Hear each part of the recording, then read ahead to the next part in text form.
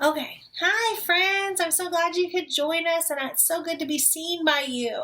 I hope to see you in person soon. You may remember me from Sunday school. I'm Miss Twyla, and this lovely lady behind me is... Her daughter, Anastasia.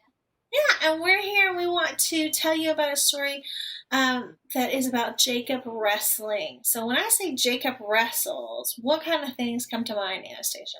Well, things come to mind in my mind are a man named Jacob wrestling. That is the literal sense, but what do you think it looks like when he's wrestling? Kaboosh, kabang, on the floor, in the air. Yeah, that sounds a little bit like WWE SmackDown. Or when I think of wrestling, I think of, do you smell what the Rock is cooking? I can't do his eyebrow. Anyways, that kind of shows my age because most of you don't know that The Rock used to be a wrestler before he was ever a big movie star. But anyways, so we're going to play a little game before we get started with our story, and we're going to have to change. So we're going to play a game where we make letters out of our body. So let's do a little practice. How about, give me a Y. Y. I can't. Y. What about M, C, A? Let's try it again. Y, M, C, A. I'm horrible at doing it fast. That reminded me of that song. Okay, but for real, let's look at some other letters. And I'm going to share my screen with y'all so that you can see this. Hold on. Oh dear. I know, I got to get to the original screen. Alright. No worries, friends. I'm going to get there. I know. Technology sometimes is not my friend. I know. My daughter's laughing at me. Can you believe that? How rude. Alright. Enough from the peanut gallery back there. Hey! Okay, here we go. All right, so let's start with our first letter, W. Bend and stretch your body until you make a W. All right, that was probably pretty difficult. Let's try another one. Oh, C. Curve to the curve. All right, good try. What about an M? See, we're covering those YMCA letters.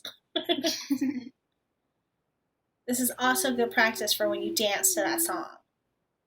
What about an H? Oh my gosh, I don't even think I could do an H. Like, we'd have to be partners. All right. What about a J? Curve your feet, people. Yep, good advice. Oh, and a big round O. Oh. Curve your body. Curve your body. If you're in gymnastics, go ahead. Make yourself round. All right. So that was kind of fun. So today, I want you to think about that game was fairly easy. But how did you change during the game? You had to bend your arms. You had to move your body. We had to change our bodies in the activity to make ourselves different letters. We'll be making some other types of changes, but first, I wanted to ask, has anyone seen a chameleon? You might have noticed that chameleons change colors. Some people think they change to blend in. That's actually not true. It happens because of their moods, so they might change colors if they are stressed or excited. Sometimes, when I'm mad, I change colors. I turn red. Bright red. And then when I get scared, have you ever heard of this expression, white as a ghost? All the color runs out of your face.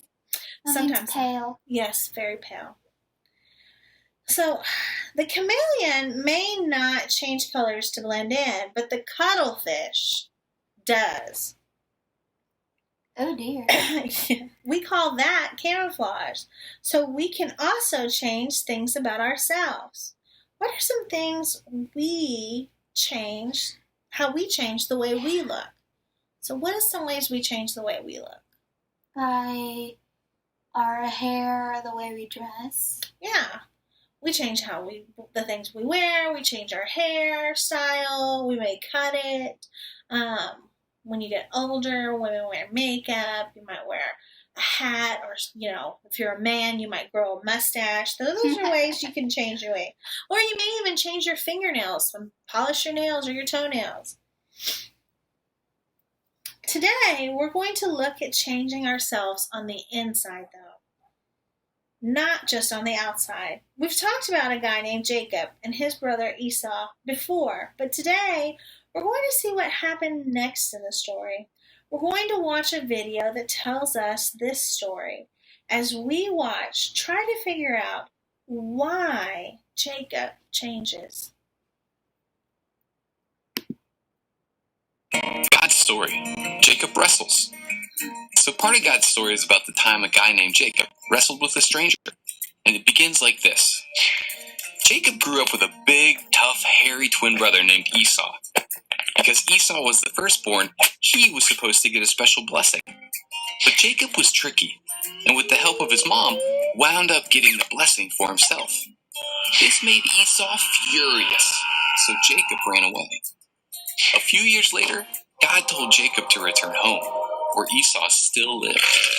But Jacob was a little worried. He had heard that Esau was headed toward him with 400 men. Either Esau had a lot of friends, or he was bringing an army. So Jacob sent messengers ahead with gifts. Hopefully, if Esau was still angry with him, the gifts would calm him down. While Jacob was traveling, he stopped by a river. Now, God hadn't asked Jacob to stop. He stopped because he was afraid. He sent his family and servants and everything he owned across the river. Then he waited, alone, crying out to God in frustration. Jacob knew God had promised to be with him, but he was terrified. Suddenly, a man came into the camp out of nowhere and began to wrestle Jacob. Jacob fought back, and this was a knockdown, drag-out title fight. All night, neither one of these fighters backed down. In fact, they wrestled for so long that the sun started to come up. When the stranger saw that Jacob wasn't going to give up, he touched Jacob's hip, and that simple touch pulled Jacob's hip out of socket, causing him to limp. Then the man said, "Let me go." But Jacob knew there was something special about this guy. So he said, "I won't let you go unless you bless me." The stranger stopped fighting and gave Jacob a new name. He said, "Your name will no longer be Jacob. From now on, you will be called Israel because you fought with God and with men and have won." See, the name Israel actually means God fights. Kids, that means that Jacob had been wrestling all night with God. Anyway, right after that, the stranger did bless Jacob. But the best part is, Jacob knew he had seen God face to face, and that changed him. Not only did Jacob get a new name, but he was no longer a fearful man, running away from his own brother. In fact, when the stranger left, Jacob looked up and saw Esau coming. This time, he ran to Esau, kissed him, and gave him gifts just because he loved him. Jacob realized that he could obey God no matter how scared he felt. He could trust that God would always keep his promises. And that's the story of Jacob wrestling with God. So, in case you missed it, here's the quick version. God told Jacob to go home. That meant seeing his brother Esau. Jacob made camp near a river alone. He was terrified. A stranger came and wrestled him. They fought until dawn. The stranger touched Jacob's hip. The wrestling match was over. Jacob asked for a blessing. He got a new name first. It was Israel. The stranger was God. Jacob went to meet Esau. He trusted God. And that's a part of God's story.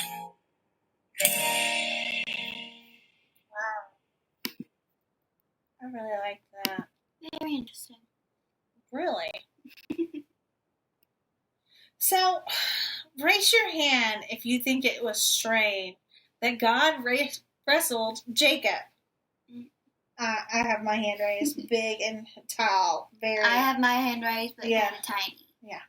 Yes, it's a strange way to meet someone, for sure. Why do you think God chose to meet Jacob that day? Why didn't he just sit down and talk to him instead? Think about it. The thing is, sometimes it's hard to change, and God knew that Jacob needed something really powerful to help him not be afraid anymore. So God got up close and personal, and they wrestled all night long until the sun came back up. Do you think God could have beaten Jacob right away if he wanted to? Yes, ma'am. Yeah. And remember when he just touched his hip and broke it? He could have done that all along. Of course God could. God is more powerful than anyone. God chose to make himself weaker so that Jacob had a chance to try and beat him. But in the end, God showed him that the only way to get the blessing was to let God take over. And that's when God gave him his new name, Israel. Right now, we're going to take a minute and spend some time with God. First, everybody think of one way you want God to change you. Maybe you need help being kinder to your sibling or to grown-ups. Maybe you want help listening to your parents or teacher. Maybe you're too scared to do something and you want to be brave instead. Whatever it is, get it in your head right now. Now talk to God about that. Let me give you a few moments.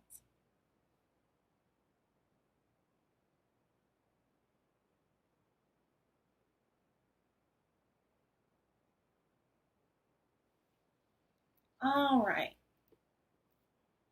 Sometimes we need quiet time to talk with God. All right, so we are going to start wrapping this up. But first, I want to end with a song. And I think The Boss of Me would probably be the best song to pick. I would have picked Love Beats what? Love Beats All? Yeah. Let's try it. Love See if we can Beats Fear. Let's see if we can get this to work. Here we go.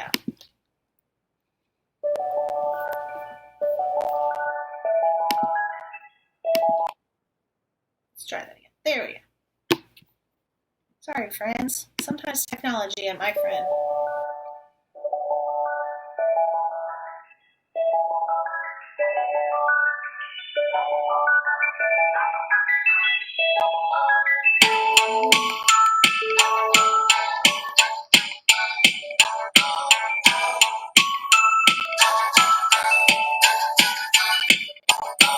Tell me what to do, I'll do it. Tell me who to be, I'll be it. Show me what to see, and I'll see it. You can be the boss of me. Oh, the boss of me. Oh, you can be the boss of me. And I don't want anybody else to be the boss of me.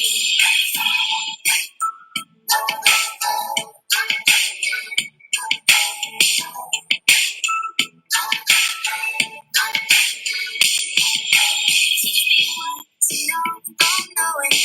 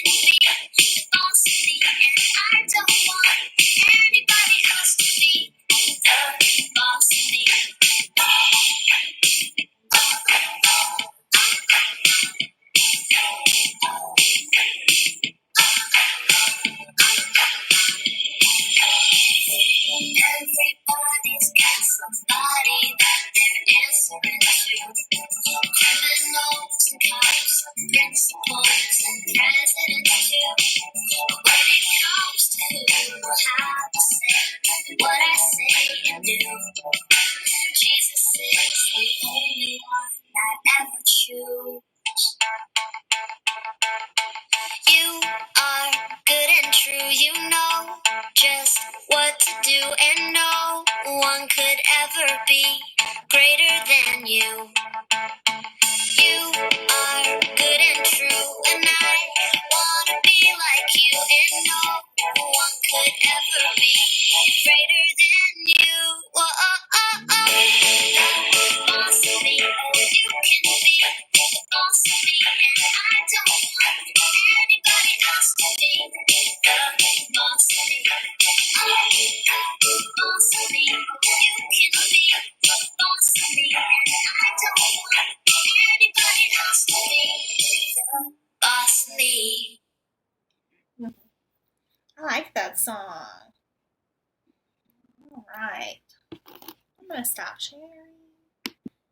All right, friends. Well, thanks for joining me and Anastasia. And remember, we all wrestle with God sometimes. But you're not going to win. He's the most powerful in the whole world. And if we give in to Him, then He will truly bless us. All right. I hope that you all have a blessed week. And I hope to see you soon at church. Bye, everybody.